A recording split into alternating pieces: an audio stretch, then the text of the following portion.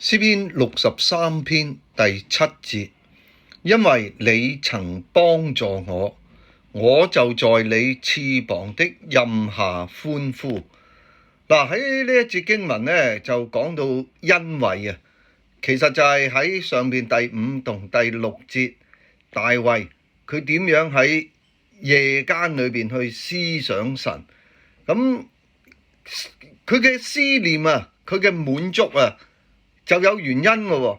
呢度就解釋個原因啦。因為你曾幫助我，呢個呢就係佢過去嘅經歷。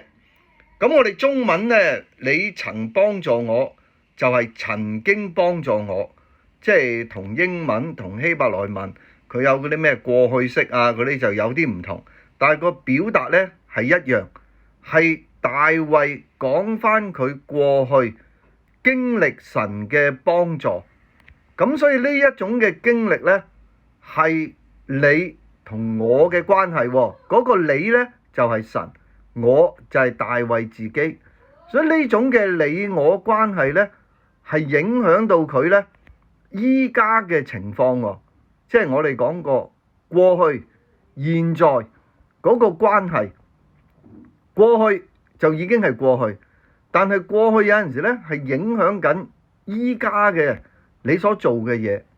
所以喺大衛佢後邊嗰句就話呢，我就在你翅膀的蔭下歡呼。我就喺你翅膀嘅蔭下呢，就好似嗰個影即係我哋睇呢，即係喺譬如有隻鷹有隻雀佢飛嘅時候呢，即係伸開對翅膀。咁大衛就好似一隻小鳥或者一隻小雞，咁喺神嘅翅膀嗰個嘅蔭庇之下，佢就歡呼。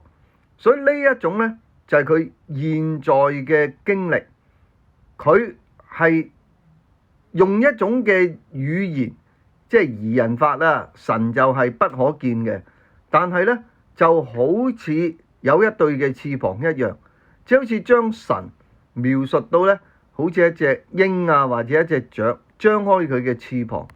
咁大衛就喺佢嘅翅膀嘅蔭庇底下，佢做咩呢？係發出一種歡呼。呢一種嘅歡呼可以話係得勝嘅歡呼，亦都可以話係呢蒙神保護嘅歡呼，或者係神同在嘅歡呼。咁所以呢，我哋睇到喺呢度呢，過去同現在係有好密切嘅關係。當我哋嘅過去，我哋有冇睇到依家我哋係點嘅呢？我哋過去點樣經歷到耶穌基督嘅救恩？我哋今日亦都可以呢，繼續喺基督嘅愛當中呢，發出呢個歡呼嘅聲音，讓我哋能夠憑着信心，我哋繼續勇往前行，我哋繼續倚靠神，發出歡呼嘅頌歌，去榮耀主嘅名。七位天父，我哋都感謝讚美你。